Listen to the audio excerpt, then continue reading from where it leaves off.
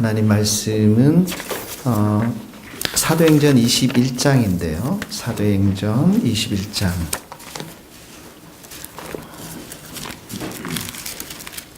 21장 36절. 21장 36절. 36절에서부터 38절 말씀 다 같이 한 목소리로 이게 맞나요? 죄송합니다. 사도행전 2장입니다. 죄송합니다. 사도행전 2장 36절.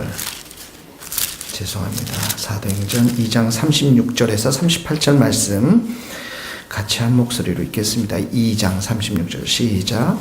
그런즉 이스라엘 온 집은 확실히 알지 너희가 십자가에 못 박은 이 예수를 하나님이 주와 그리스도가 되게 하셨느니라 하니라. 그들이 이 말을 듣고 마음에 찔려 베드로와 다른 사도들에게 물어 이르되 형제들아 우리가 어찌할까 하니 베드로가 이르되 너희가 회개하여 각각 예수 그리스도의 이름으로 세례를 받고 제사함을 받아라. 그리하면 성령을 선물로 받으리니. 네. 36절 너희가 십자가에 못 박은 이 예수 이렇게 나오죠. 그랬더니 37절에 보면 이 말을 듣고 마음에 찔려서 우리가 어찌할꼬 했더니 38절에 너희가 회개하여 세례받고 죄사함을 받으라. 그리하면 성령의 선물을 받으리라. 이렇게 나와 있습니다. 우리 성도들에게는 이제 믿음이 성숙한 성도들도 있고 또 약한 성도들도 있을 것입니다. 저를 한번 보시겠어요? 그래서 날마다 회개하고 또 주님을 의지하고 또 열심히 큐티를 통해서 하나님 말씀을 깨닫고 순종하고 자신의 삶을 성령님께 온전히 의탁하면서 살아가는 성도들도 있을 것입니다. 이게 한순간에 이렇게 된 분들도 있고 저의 경우에는 시간을 상당히 두면서 신학적인 용어로 말하면 성경적인 용어로 말하면 성화되어져 간다 이런 표현을 쓰고 있는 것이죠. 그러다 보면은 나타난 또 하나의 현상이 지체들을 소중히 여기고 사랑하고 섬기고 또 있는 모습 그대로 받아주고 그러나 우리 연약한 믿음이 있는 분들도 아마 있을 것입니다. 구원에 대한 감격을 잊어버렸고 그 믿음이 라오디게아의 성도들처럼 미지근해져 버린 그런 성도들도 있을 것입니다.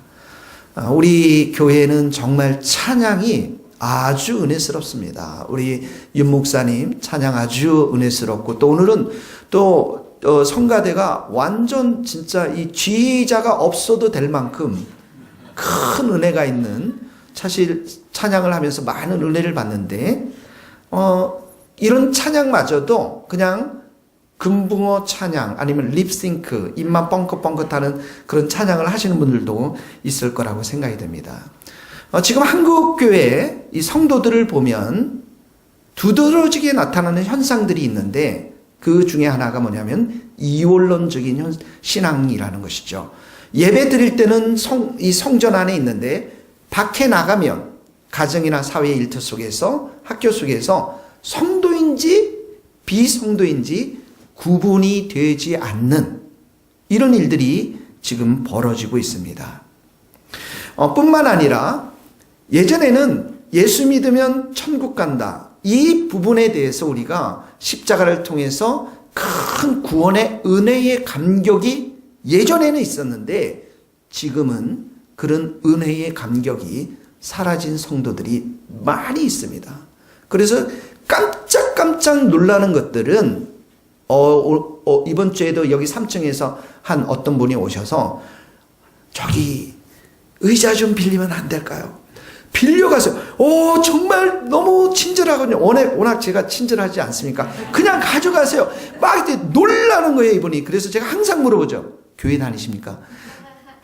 옛날에는 다녔는데 지금은 안 다닌다는 거야.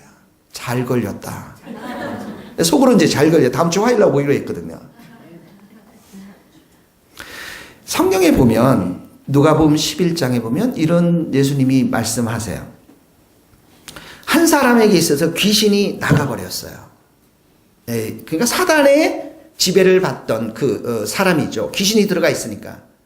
그런데 예수님께서 이 귀신을 쫓아냈어요. 청소되고 깨끗하게 수리가 됐어요. 우리가 예수님을 영접할 때는 주님의 보혈의 피로 이렇게 깨끗하게 수리가 됐어요. 정결한 사람이 되었어요. 그런데 그 이후에 귀신들이 와보니까 너무 깨끗해가지고 그 빈집에 자기보다 더 악한 귀신 7을 데리고 들어가서 사는 장면이 나옵니다. 예. 그래서 그 사람의 나중 형편이 전보다 더 심했더라. 예수님이 이렇게 말씀하세요. 우리가 구원받은 은총을 덧입었으면, 깨끗해졌으면 어떻게 합니까? 그 깨끗한 빈 공간에 더 충만한 은혜가 쌓여 있어야 되는데, 채워져 있어야 되는데, 그러지 못하니까 사단의 공격을 받고 마귀의 공격을 받아서 이제는 교회에도 안 나오는 사람들이 되었다라는 것이죠. 한번 교회를 보세요, 여러분. 눈 좀 뜨세요, 여러분. 눈 좀 뜨세요.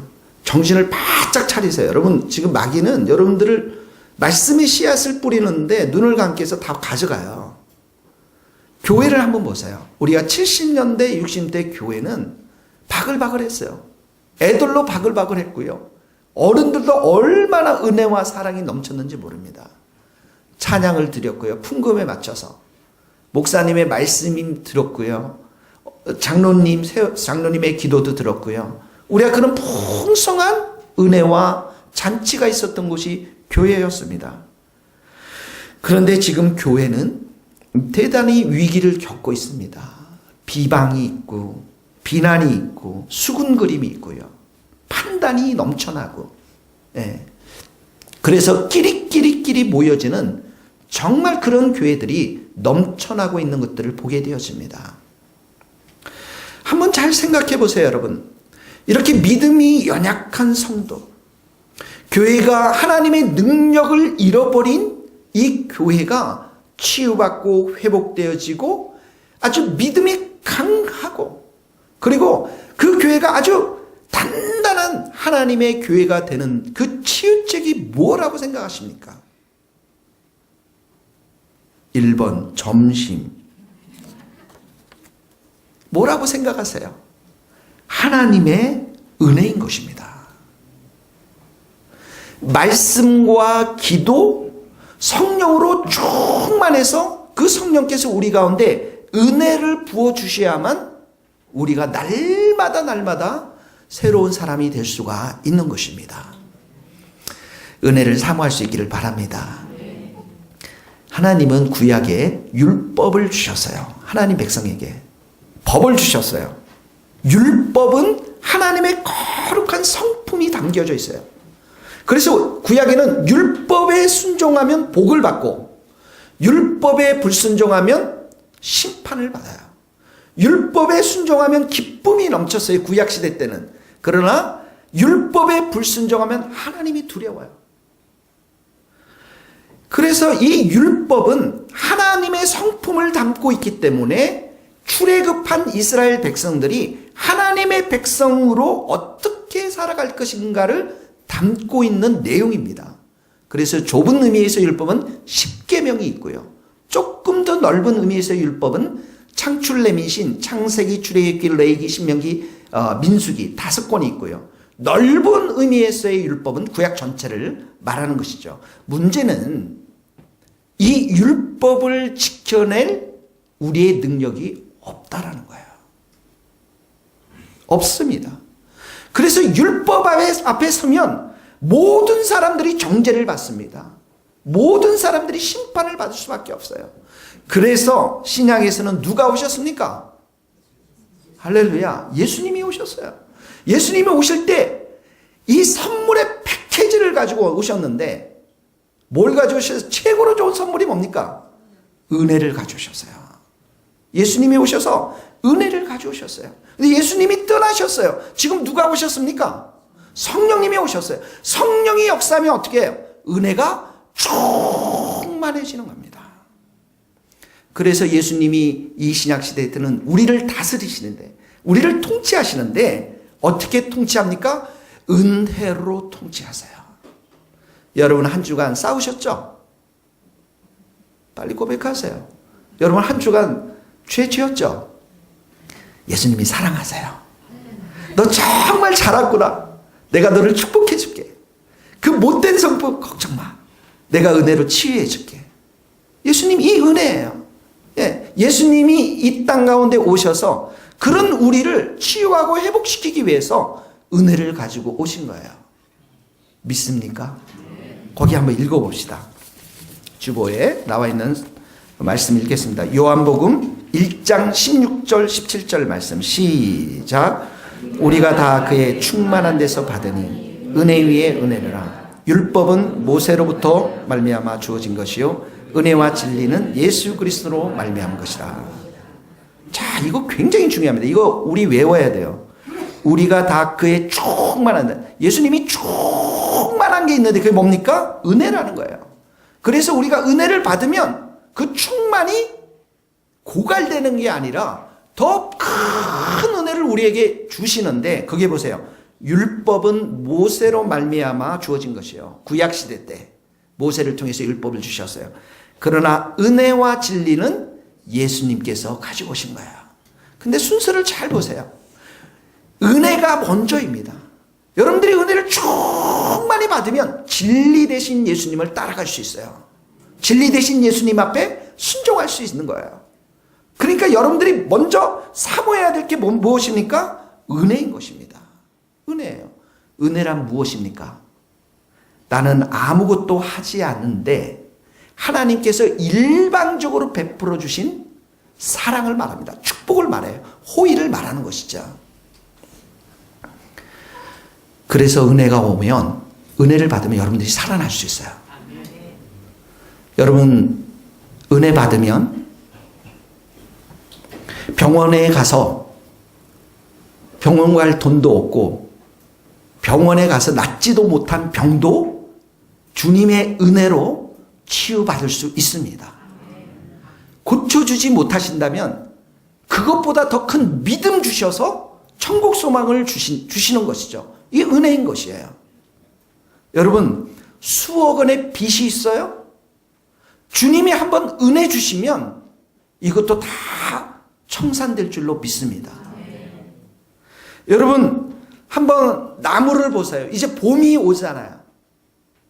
어제도 어제 여기 학교에 가서 산책을 해보니까 이제 봄에 뭐가 나타나요? 나무에 새순들이 막 솟아나기 시작해요. 근데 나무를 한번 보세요. 가을이 되면 어떻게 합니까? 낙엽이 다 떨어지죠. 겨울에 어떻게 해요? 비바람, 눈 다 해서 허벌판에 한번 생각해 보세요. 그 나무가 모든 게 다 떨어졌어요. 근데 봄이 오면 어떻게 합니까? 새싹이 돋아나요.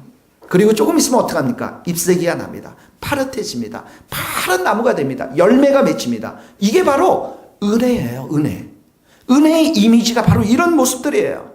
그래서 예수님이 이 땅에 오셨을 때 이 은혜를 가지고 오셨어요. 왜요? 우리를 살리기 위해서. 살리기 위해서. 그래서 은혜를 받으면 내 영혼이 막 살아나요. 찬양이 넘쳐요. 막 기뻐합니다. 감사합니다. 기도가 더 이상 무거운 짐이 될 수가 없어요. 예수님을 만나는데 예수님께서 풍성한 은혜를 주시는데 왜 기도가 짐이 되겠습니까? 은혜를 받으면 열매 없었던 내 일터, 내 힘과 노력으로만 그렇게 했지만 잘 안 됐던 그 일터에도 하나님께서, 예수님께서 우리에게 은혜를 주시면 30배, 60배, 100배의 열매가 맺힐 수 믿습니다. 이게 은혜의 열매인 것입니다.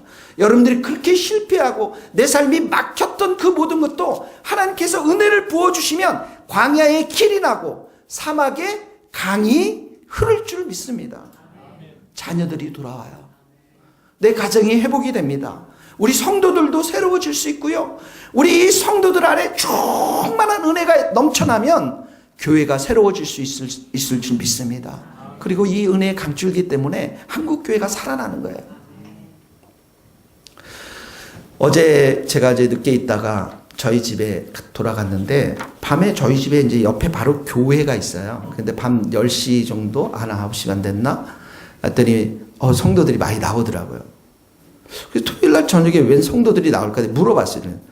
오늘 뭐한데 여기 교회 이렇게 많이 성도들이 나오는데 토요일날 저녁에 구역 예배를 드린대요. 구역장 훈련을 한대요. 근데 구역장 할 때 엄마 아빠가 오니까 애들도 막 데려오니까 얼마나 시끄럽고 그런지 속으로 엄청 부럽더라고요. 우리 성도들이 이 건처만 살면 발 안에 철야 기도에도 나오고 뭐든지 할 텐데 아멘 할렐루야. 여러분 기도하세요. 이 근처로 이사 오도록 기도하세요. 은혜 주시면 할 수 있어요. 정말입니다. 하나님의 은혜가 우리에게 넘쳐나면 교회가 새로워지고 여러분의 영혼이 새로워지고 우리의 일터가 새로워지고 내 관계가 새로워지고 모든 부분에 새로워질 수 있다고요.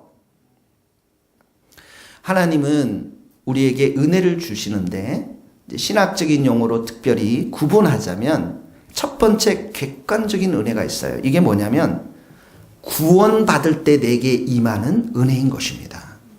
여러분 하나님이 여러분들을 구원시켜 주셨어요.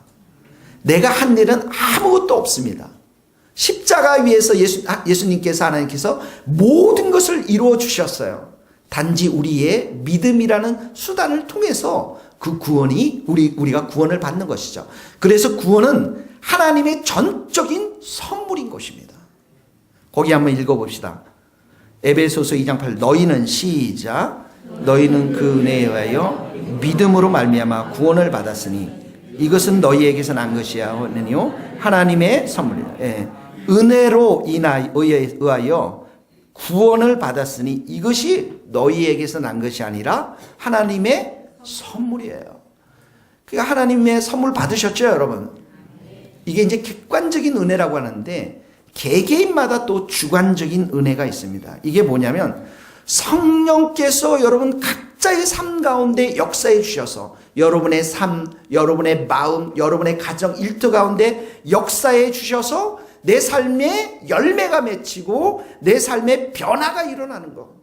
그래서 내 삶이 하나님이 불러주신 그 사명자, 소명자로 살아갈 수 있도록 하나님께서 더 충만한 은혜를 우리 가운데 부어주시는 거죠.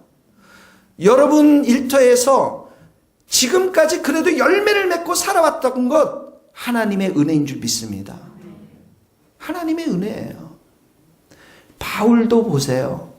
그가 핍박자였고 박해자였는데 하나님 앞에 순식간에 변화되면서 직분을 받았는데 그 직분을 수행하는 과정 속에서 빌립보 교회, 데살로니가 교회, 이 교회들을 무수히 세워나가는데 그 세워나가는 원동력이 되었던 것을 말하면 주관적인 은혜, 하나님의 풍성한 은혜가 그의 사역과 삶 가운데 있었던 것이죠. 거기 한번 읽겠습니다. 디모데전서 1장 12절 우리 시작 우리 주께 내가 감사함은 내게 직분을 맡기심이니 우리 주의 은혜가 넘치도록 풍성하였도다. 여러분의 일터에 이런 풍성한 은혜가 임하기를 축원합니다. 하나님의 은혜가 임하면 구체적으로 내 삶 속에서 세 가지의 큰 변화가 일어납니다. 첫 번째 뭐냐면 첫 번째는 하나님을 사랑하는 자가 돼요. 여러분 하나님 사랑한다고 가지만 일상의 삶 속에서 모든 결정들은 누가 합니까? 내가 해요. 하나님 사랑하는 게 아니에요. 하나님을 사랑하고 하나님의 그 하나님 되심을 인정하면 하나님을 먼저 생각하면서 예수님을 먼저 생각하면서 결정을 한다고요. 그래서 내가 은혜를 풍성히 받게 되면 정말 하나님을 사랑하는 자가 됩니다. 그래서 나의 귀한 것들을 하나님께 드려요. 한번 생각해 보세요. 막달라 마리아가 7 귀신이 들렸어요. 와, 여러분들은 한 마리의 귀신도 지금 들어간 적이 없잖아요. 근데 7 귀신이 졌어요. 여자예요. 그 인생이 얼마나 비참했겠어요. 밥을 제대로 먹겠어요? 아마 저 기둥도 손으로 무너뜨릴 수 있을 만한 그런 능력이 있었을 거예요. 저는 귀신 들린 사람 봤어요. 벽에 있는 뭐 손으로 뽑아내버려요. 장정 3명이 붙잡아도 그 힘을 견딜 수가 없어요. 7 귀신. 근데 예수님이 치유해 줬어요. 회복시켜 줬다고요. 찬양을 합니다. 기도를 합니다. 경배를 합니다. 예수님이 나를 고치셔서 전도를 합니다. 얼마나 기쁘겠습니까? 그러니까 향유의 옥합을, 담은 옥합을, 가장 귀한 옥합을 그걸 그냥 깨트리고 예수님의 발, 이 중동에서는 발이 제일 신발이 없었잖아요. 여러분 지금 나이키 신고 다 구두 신고 그랬지만 예수님 때는 신발이 없었거든요. 그러니까 발이 제일 더러웠어요. 남의 집에 가면 가장 먼저 예우되는 게 발에 물을 발로 씻는 거거든요. 근데 이 옥합 향유를 가져와서 그 예수님 발 곁에 서서 울면서 눈물로 그 발을 적십니다. 눈물로 발을 적어요. 자기 머리털을 가지고 그 발에 입 맞추고 향유를 부었어요. 예수님께요. 얼마나 은혜가 넘쳐났으면, 내가 이렇게 7 귀신이 들려서 그렇게 불행했는데, 내 인생이 그렇게 실패했고 내 인생이 그렇게 불행했는데 예수님께서 그 모든 것들을 은혜로 치유하시고 회복시킨 그 은혜에 감사해서 예수님을 사랑하는 거죠. 예수님을 사랑하는 겁니다. 은혜를 받으면 하나님에 대해서 마음을 다하여, 목숨을 다하여, 힘을 다하여, 뜻을 다하여 하나님을 사랑하는 것입니다. 그래서 은혜가 많이 내 마음 가운데, 영혼 가운데 부어지면 내 마음에 의지력이 생겨요. 그러면서 내 손과 발을 움직이는데 그 의지의 손과 발을 움직이는 이것이 하나님을 사랑하는 모습으로 나타나는 것입니다. 그래서 하나님이 기뻐하시는 것을 나는 기뻐하고 예수님이 싫어하는 것을 나도 싫어하는 사람이 되는 거예요. 이 은혜가 얼마나 소중한 것입니까? 두 번째로, 은혜를 받으면 여러분의 육신에 있는 죄와 싸워서 죄를 죽이는 역할을 합니다. 잘 보세요. 여러분 고난받는 거 주님 위해서 고난받는 사람 별로 없어요. 다 보면 내 욕심, 내 생각, 내 뜻대로 해서 받는 고난이 90%가 넘습니다. 그런데 그 이면에는 누가 있습니까? 마귀가 있습니다. 사단이 있습니다. 우리가 늘 넘어져요. 사망의 왕노릇하는 이 세력 앞에서 넘어져요. 근데 은혜가 왕노릇하기 시작하면은, 은혜가 내 삶 가운데 점점 충만해지면 내 안에 죄를 짓는 성향은 있지만 죄와 싸워서 어떡합니까? 이겨내버려요. 그래서 죄를 미워하고 죄를 죽이고 주님을 찬양하고 주님의 뜻에 순종하고자 하는 그 강한 마음들이 생겨나는 것이죠. 한번 잘 생각해 보세요. 다윗이 간음했어요. 다윗이 살인했어요. 죄 가운데 넘어졌습니다. 넘어져도 엄청나게 크게 넘어졌어요. 여러분 살인한 사람 별로 없잖아요. 있나요? 없잖아요. 넘어졌어요. 근데 다윗이 기도할 때 어떻게 기도하는지 아세요? 내 속에 정한 마음을 창조하시고 내 영을 새롭게 하소서. 무슨 말이에요? 주님의 신약으로 버전 품자면 주님의 보혈의 피로 나를 씻어달라는 거예요. 내가 이렇게 정말 음란하고 내가 이렇게 사람들을 미워하고 죽이는 이런 마음이 있는 내 마음을 주님의 보혈의 피로 씻어달라는 거예요. 그러면서 계속 기도드린 게 무엇입니까? 성령을 내게서 거두지 마소서. 왜 성령을 거두지 말아야 됩니까? 성령께서 역사해 주셔서 정말 내 안에 충만한 은혜를 부어주셔야만 내가 살아갈 수 있다는 것이죠. 내가 그 죄와 싸워서 이겨낼 수가 있다는 것이죠. 그래서 성령을 내게 거두지 마시고 내게 구원의 즐거움을 회복시켜 주십시오. 은혜가 충만해지면 죄를 죽이면서 내 안에 감사와 기쁨이 터져나오거든요. 그러면서 다윗이 이렇게 고백했는데, 내가 주의 도를 가르치리니 죄인들이 죽게 돌아오리이다. 내가 그렇게 은혜가 충만해지고 죄를 죽이고 기쁨에 넘치면 저렇게 죄인들에게, 죄 가운데 살아가는 그 영혼들에게 복음을 선포하면서, 예수님을 선포하면서 그들이 주님 앞에 돌아올 수 있도록 내가 살겠습니다. 이런 고백인 것입니다. 여러분을 힘들게 하는 것 남편인 줄 아세요? 맞습니다. 아내인 줄 아세요? 맞습니다. 그러나 그 뒤에는 죄가 역사하는 거예요. 그 속에는 죄가 역사하는 것이죠. 오직 주님께서, 예수님만이 여러분들이 그런 죄와 싸워서 이길 수가 있는 것입니다. 여러분이 싸워서 이길 수가 없어요. 그래서 여러분, 이 곤고한 사망의 몸에서 정말 나를 구원하실 분은 예수님밖에 없고, 예수 안에 있는 성령의 생명의 법이, 성령의 법이 죄와 사망의 법에서 우리를 해방시켜버려요. 그래서 예수님의 은혜가 임하고 성령님의 그 충만한 은혜가 임하면 해방되어집니다. 자유해져요. 기쁨이 넘쳐납니다. 할렐루야. 막 찬양할 수 있어요. 혼자서 막 뛰어다니면서 막 찬양할 수 있어요. 그리고 같이 있어도 막 찬양과 기쁨과 자유함이에요. 해방감입니다. 죽은 신체는 딱딱합니다. 죽어 있어서. 그러나 산 사람들은, 영혼이 산 사람들은, 은혜가 충만한 사람들은 기쁨과 자유함과 해방이 넘쳐나는 것이죠. 거기 한번 읽겠습니다. 로마서 7장 24절. 오라, 시작. 오라, 나는 곤고한 사람이로다. 이 사망의 몸에서 누가 나를 건져내랴. 우리 주 예수 그리스도로 말미암아 하나님께 감사하리라. 이는 그리스도 예수 안에 있는 생명의 성령의 법이 죄와 사망에서 나를 해방해요. 성령으로 충만하기를 바랍니다. 성령께서 여러분들에게 은혜를 주시면 죄와 싸워서 이길 수 있어요. 여러분, 죄는 여러분의 것이 아니에요. 더러운 말, 부정적인 말, 화내고 분노하고 이 모든 걸 여러분들 거 아니에요. 예수님이 십자가에서 다 가져가 버렸어요. 여러분은 친절한 사람이고, 여러분들은 사랑이 넘치는 사람이고, 은혜가 넘치는 사람들이고, 덕이 넘치는 사람들이고, 감사하는 사람들이고, 기쁨이 넘치는 사람들이고, 무슨 일을 하든지 성실하게 일하면서 하나님이 부어주시는 은혜로 30배, 60배, 100배의 열매를 맺는 사람인 줄로 믿습니다. 이게 성경이 말하는 거예요. 주님이 우리에게, 예수님이 이 땅 가운데 오신 이유와 목적이 바로 이것 때문에 오신 거예요, 여러분. 세 번째로, 첫 번째는 하나님을 사랑하게 되고 은혜가 충만하면, 두 번째는 여러분 속에 있는 죄와 싸워 이기게 되고요. 세 번째는 뭐냐면 다른 사람을 사랑합니다. 다른 사람들을 귀하게 여기는 거죠. 여러분, 우리가 은혜로 충만하지 못하면, 이상희 목사가 은혜로 충만하지 못하면 여러분들을 어떻게 해요? 선별적으로 사랑해요. 김지사 새벽기도 왔지. 내가 너무 사랑해. 할렐루야. 박집사 안 왔지. 선별적으로 사랑한다고요. 근데 저는 그러지는 않아요.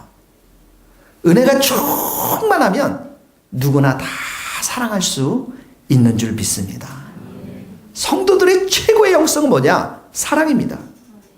사랑받으면, 사랑으로 충만해지면, 은혜로 충만해지면 사랑이 커지는데요. 오래 참을 수 있고, 온유해질 수 있고, 자랑하지 않고, 교만하지 않고, 무례하지 않고, 자기의 유익을 굳지 않고 살아갈 수가 있는 것이죠.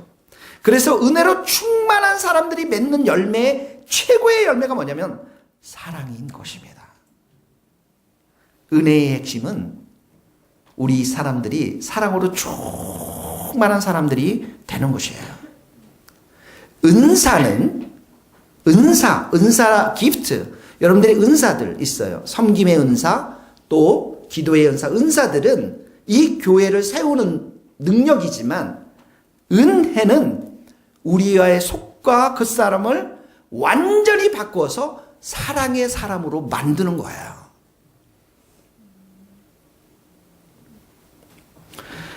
저희 집에 매년 가끔씩 쌀을 보내시는 권사님이 계세요.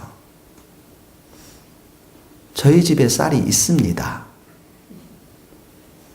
그런데 그 쌀이 무거워요. 열어보면 쌀도 있고 반찬, 마른 반찬이 좀 있어요. 사랑이죠, 여러분. 목사를 향한 사랑. 여러분들에게 그런 일을 하라고 제가 이런 걸 나누는 건 아닙니다. 물론 하면 좋겠죠. 이은경 권사님이신데 천안에서 3시간 걸려요, 여러분. 제가 차를 한번 타고 갔더니 얼마나 먼지. 근데 이제 권사님이 지난주에 3개월 동안 쉬겠다고 교회를, 몸이 너무 힘들으셔서 오시기가 힘든 거죠. 그러면서 제 옆에서 눈물을 많이 흘리셨어요. 권사님, 그 가까운 교회에 있는데 왜 여기까지 이렇게 오실까? 제 묻지는 않았어요. 제 마음에 늘 그런 생각들이 있었는데 권사님 눈물을 많이 흘리면서, 목사님, 내가 휴지 좀 놓을게요. 내가 그 앞에 교회 다 가봤어요. 다 가봤는데 은혜가 없어요. 은혜가 없어요. 나는 이 세 교회밖에 없어요. 나는 이 목사밖에 이 목사님밖에 없습니다. 나 은혜 때문에 이 교회 나오는 거예요. 그랬구나. 제 이 말씀 묵상하면서 이분이 은혜가 있기 때문에 쌀을 보낼 거예요, 여러분. 은혜를 받았기 때문에. 여러분들 눈을 살짝 돌려보면 우리 성도들은 아픈 환자도 있고, 물질로 인해서 어려움 겪는 사람도 있고, 대화하고 싶은 사람도 있고, 서로의 필요들이 다 있습니다. 그 필요들을 채우라고 우리를 이 자리에 불러주셨어요. 서로 필요들을 채우라고. 은혜가 없으면 나밖에 몰라요. 조금 넘으면 내 가정밖에 몰라요. 그러나 은혜가 충만하면 가장 연약한 사람들이 눈에 들어오는 거죠. 가장 부족한 사람들, 필요한 사람들이 눈에 들어오는 거예요. 베드로전서 4장 8절에 보면 무엇보다도 뜨겁게 서로 사랑할지니 사랑은 허다한 죄를 덮는다고 말씀했는데, 이거는 은혜 받은 자들만의 이야기입니다. 사랑하는 성도 여러분, 우리 교회의 충만한 은혜를 위해서 여러분들 기도할 수 있기를 간절히 바랍니다. 여러분, 은혜도 차등이 있어요.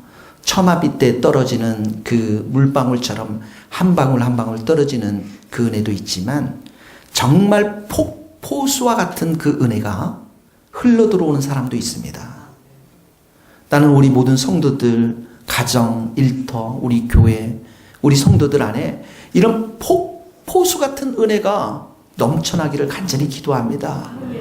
제가 어제 그 교회를 보면서, 주님, 난 저렇게 우리는 건물도 없고, 이 근처에 사시는 분들, 대표되는 분들, 남자 대표 유영길 선생님, 여자 대표 김영애 권사님 두 분밖에 없는데, 내가 그렇지만은 내가 한 가지 주님 앞에 내가 정말 지고 싶지 않은 게 하나 있는데, 은혜에 목마른 교회가 돼야 되겠다. 네. 은혜로 충만한 교회가 돼서 여기 나오는 사람들 모두가 정말 살아나는, 네, 그런 교회가 될 수 있기를 간절히 바랍니다. 여러분, 예수님이 오심으로 인해서 은혜의 시대가 활짝 열렸습니다. 우리가 더 어떻게 은혜 충만함을 받을 수 있겠습니까? 오늘 본문에 보면 같이 읽어봅시다. 사도행전 2장을 보세요. 36절에 보면 이렇게 말해요. 너희가 십자가에 못 박은 이 예수를, 너희가라는 거예요. 너희가. 여러분이 예수님을 십자가에 못 박겠다라는 것이죠.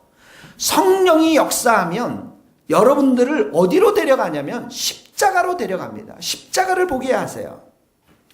그러면서 37절에 보세요. 이들이 마음에 찔렸다라고 했습니다. 이들의 죄 때문에. 이 찔렸다라는 것은 예수님이 그 십자가의 창으로 옆구리를 찔렸던 그 찔림보다도 강한 단어인 것입니다. 이들이 죄의 됨을 보았고요. 그리고 어떡합니까? 우리가 어찌 알고 이렇게 하죠? 37절에 어찌 알고, 그랬더니 38절에 회개하라. 그러면 죄사함을 받고 성령의 선물을 받을, 성령께서 우리에게 주시는 게 무엇입니까? 은혜입니다. 은혜로 충만한 것을 주시는 거예요.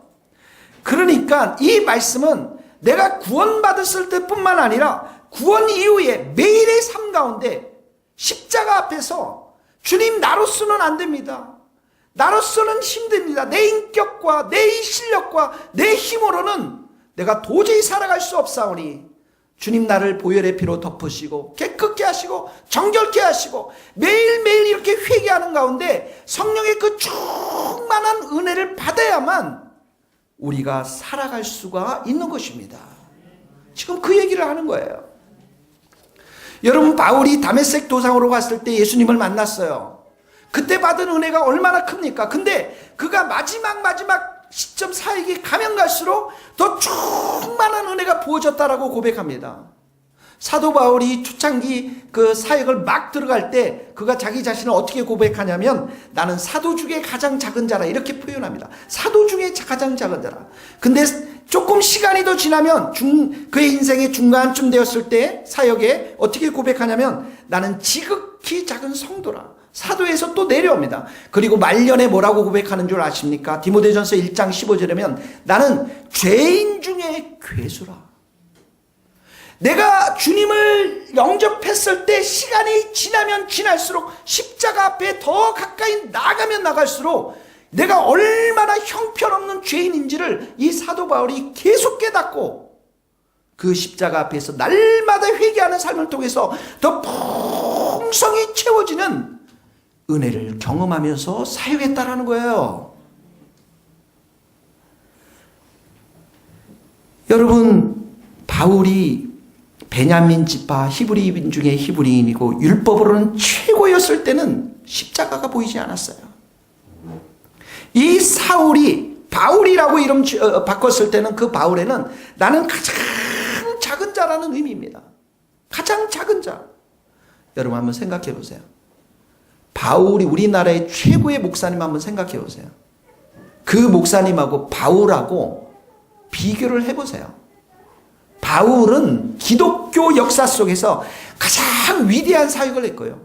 가장 위대한 복음을 전파했고요. 교회도 세웠고 어느 누구보다도 자랑할 것이 그렇게 많았던 사람들인데 사역을 하면 할수록 십자가에 가면 갈수록 내가 죄인 중에 괴수다. 자신의 무가치함을 철저하게 경험하면서 오직 은혜로만 오직 주님의 은혜로만 내가 사역할 수 있고 내가 오직 주의 은혜로만 이 형제를 사랑할 수 있고 내가 오직 주의 은혜로만 이 일을 할 수 있다는 사실들을 계속해서 고백하면서 경험하며 살았던 것이에요. 한국교회가 우리 성도들이 이 부분에서 지금 무너져 버렸어요. 고린도전서 15장 10절 같이 읽겠습니다. 그러나 내가 나 된 것은 하나님의 은혜로 된 것이니 내게 주신 그의 은혜가 헛되지 아니하여 내가 모든 사도보다 더 많이 수고하였으나 내가 한 것이 아니요 오직 나와 함께 하신 하나님의 은혜. 자 보세요. 내가 나 된 것은 하나님의 은혜로 됐어요. 근데 보세요.